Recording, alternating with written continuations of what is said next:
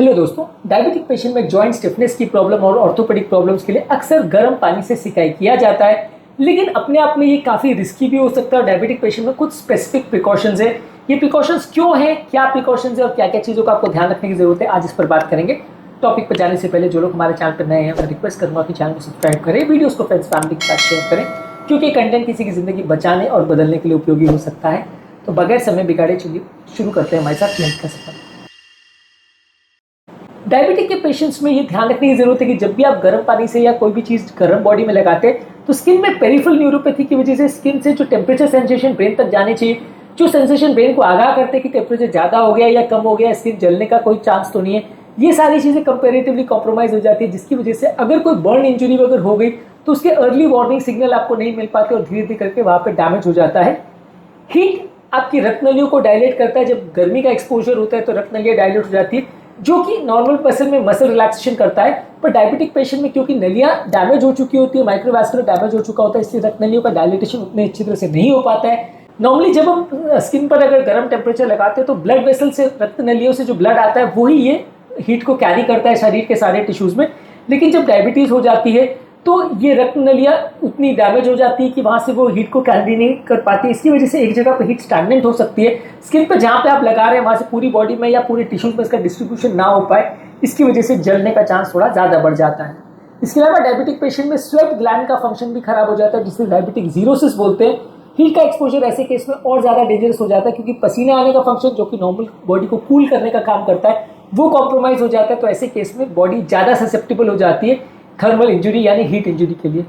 इसके अलावा डायबिटीज आपके पेन परसेप्शन को भी खराब कर देती है, क्योंकि पेन ले जाने वाले फाइबर्स भी डैमेज हो जाते हैं। जैसे टेम्परेचर सेंसेशन ब्रेन तक ले जाने वाले फाइबर्स डैमेज हो जाते हैं, वैसे पेन सेंसेशन वाले फाइबर्स भी डैमेज हो जाते हैं, जिसकी वजह से अगर वहां पर स्किन जलने भी लगी तो जो पेन का एहसास होना चाहिए वो नहीं हो पाता है, जिसकी वजह से हीटिंग के दौरान इंजरीज होने का चांस कई गुना बढ़ जाता है।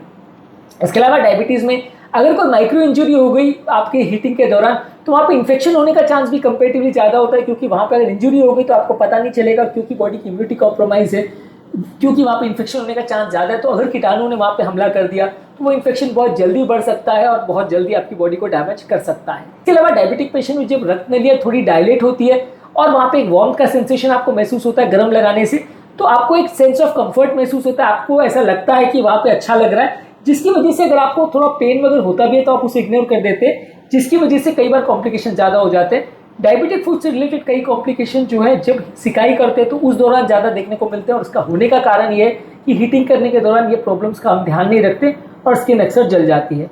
ऑटोनॉमिक न्यूरोपैथी की वजह से बॉडी का जो टेम्परेचर कंट्रोल सिस्टम है वो प्रॉपर्ली काम नहीं कर पाता, जिसकी वजह से एक्सटर्नल हीट स्ट्रेस को प्रॉपर्ली मैनेज नहीं कर पाते, और ये एक्सटर्नल हीट जब बॉडी के अंदर चला जाता है तो कई बार उसकी वजह से हमारा बीपी फ्लक्चुएशन भी ज्यादा हो सकता है, और ऐसे केस में डायबिटिक पेशेंट को कई बार चक्कर भी आ सकते हैं, सिस्टमिक स्ट्रेस भी हो सकता है, बीपी कम हो, ऐसा भी हो सकता है। डायबिटिक पेशेंट्स में कंपैरेटिवली आपको अगर मसल स्टिफनेस का या क्रॉनिक पेन का प्रॉब्लम है और जब सेंसेशंस कंपैरेटिवली नॉर्मल है तब सिकाई करने में दिक्कत नहीं आती।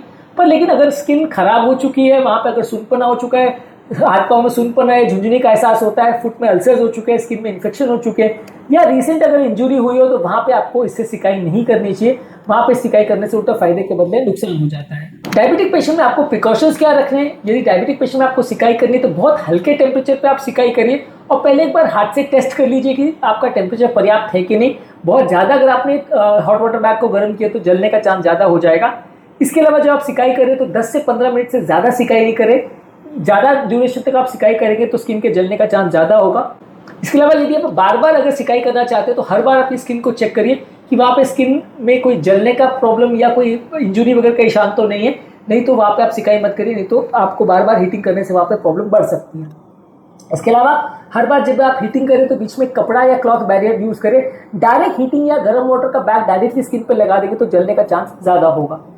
डायबिटिक पेशेंट जब फुट में अगर प्रॉब्लम होती है तो और ज़्यादा सावधानी रखनी पड़ेगी, क्योंकि फुट के नर्व फाइबर्स और ज़्यादा डैमेज हो जाते हैं। इसकी वजह से अगर वहाँ पे जल भी जाता है तो अक्सर आपको पता नहीं चलेगा और बर्न्स होने का चांस ज़्यादा होता है। तो ऐसे में आपको थोड़ा और ज़्यादा ध्यान रखना पड़ेगा फुट की हीटिंग करने के दौरान।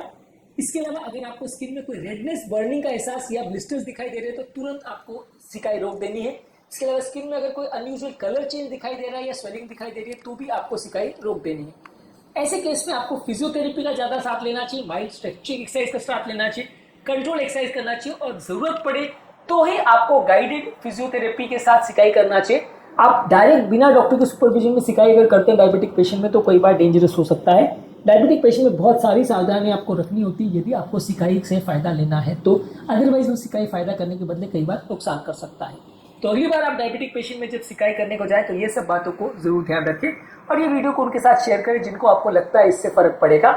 उम्मीद करूंगा कि आज के टॉपिक में कुछ नई बातें जानने को मिली होगी। जो लोग हमारे चैनल पर नए हैं मैं रिक्वेस्ट करूंगा कि चैनल को सब्सक्राइब करें, वीडियोस को फ्रेंड्स फैमिली के साथ शेयर करें क्योंकि कंटेंट किसी की ज़िंदगी बचाने और बदलने के लिए उपयोगी हो सकता है। आपके कमेंट्स हमें जानने में मदद करते हैं कि आपको हमारा कंटेंट कैसा लग रहा है, प्लस हमारे लिए मोटिवेशन और इंस्पिरेशन का काम करते हैं। इसलिए वीडियोज़ को देखते रहिए, शेयर करते रहिए और हेल्थ के सफल में आगे बढ़ते रहिए।